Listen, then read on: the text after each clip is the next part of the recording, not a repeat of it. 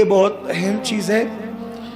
ہم ساری زندگی عبادتیں کریں، سجود کریں، رکوع کریں، لیکن ایمان پہ خاتمہ نہ ہو تو بہت ناکامی کی بات ہے، بہت محرومی کی بات ہے. اور اللہ کے معاملات بہت نازک ہیں، بہت نازک ہے. میں کبھی کبھی سوچتا ہوں کہ اللہ نے ایسے ایسوں کو کفر پر موت دی ہے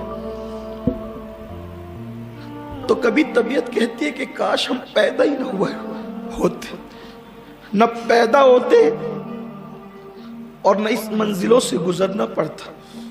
حضور غوث الاعظم دستگیر جیسا ولی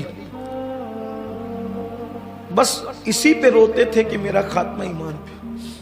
بلکہ میں نے شاید کبھی واقعہ بیان کیا، میں واقعات کی طرف نہیں جاتا، صرف آج اشارے دیتا ہوں کہ ایک بہت بڑے محدث نے، اپنے وقت کے محدث اعظم نے، بہت بڑے محدث، عظیم محدث نے ایک عیسائی کو صرف اتنا کہہ دیا تھا کہ چل ہٹ، تجھ سے بہتر میں ہوں.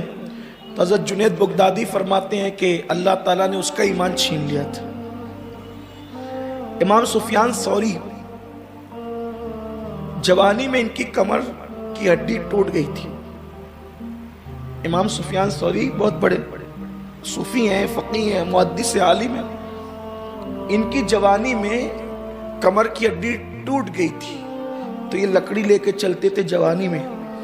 ان کے شاگردوں نے بہت مرتبہ ان سے پوچھا کہ آپ بتائیں کہ آپ کی کمر جوانی میں جھکنے کا راز کیا ہے.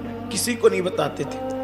ایک شاگرد نے بہت قربت حاصل کر لی اور ایک دن کہا حضرت ہم اس لیے نہیں پوچھتے کہ کسی کا عیب ظاہر ہو، ہم صرف اس لیے پوچھتے ہیں کہ اگر آپ بتا دیں گے تو ہم عبرت اس سے لیں گے.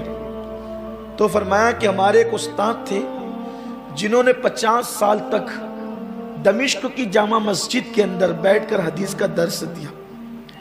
جب ان کی موت آئی تو وہ رو رہے تھے. تو میں نے پوچھا اب کیوں رو رہے ہیں؟ تو کہتے ہیں کہ 50 سال تک حدیث پڑھائی لیکن گارنٹی نہیں ہے کہ ایمان پہ خاتمہ ہوگا کہ نہیں ہوگا.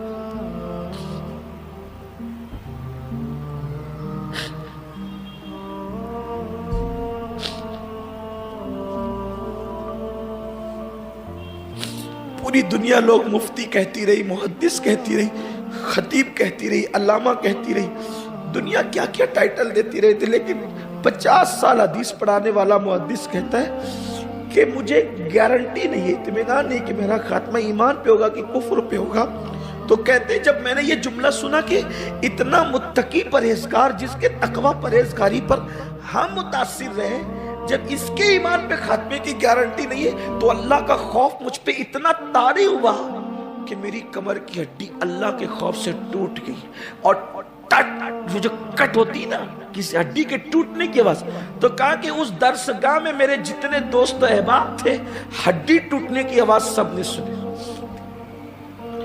ایک شخص غسل جنابت میں تاخیر کرتا تھا، جب وہ مرا تو کافر ہو کے مرا، جبکہ وہ بھی بہت بڑا اپنے وقت کا عالم تھا. میں سوچتا ہوں علماء محدثین کے یہ احوال ہے، ہمارا حال کیا ہے؟ ہماری نمازیں کہاں، ہمارے روزے کہاں اور ہم کہاں؟ یہ اسے ایمان پہ خاتمہ کہتے ہیں. ایک صاحب کی زبان پہ کلمہ نہیں آتا تھا، امام قاضی ایاز نے لکھا کہ وہ صدیق و فاروق کے گستاخوں کی صحبت میں بیٹھتا تھا.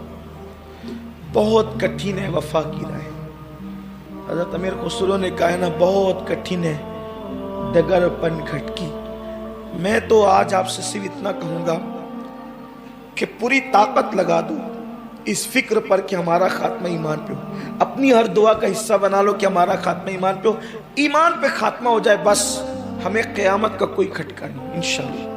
کیونکہ میرے اللہ کا وعدہ ہے جو ذرہ برابر بھی ایمان لائے گا میں اس کو بخشوں گا. فرمایا جو رائی کے دانے کے برابر بھی ایمان سلامت لایا نا میری بارگاہ میں اس کو بخشوں گا. بری موت وہ نہیں ہے جو ایکسیڈنٹ میں ہو، بری موت وہ نہیں ہے جو جل کے مر کے ہو، بری موت وہ نہیں ہے کہ جو ٹکڑے ٹکڑے کر دیے جائیں، بری موت وہ بھی نہیں ہے کہ جس میں لاشا سڑ جائے.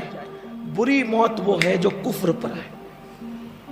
بری موت وہ ہے، لوگ بری موت ایکسیڈنٹ کی موت کو سمجھتے ہیں جبکہ بری موت کفر کی موت ہے.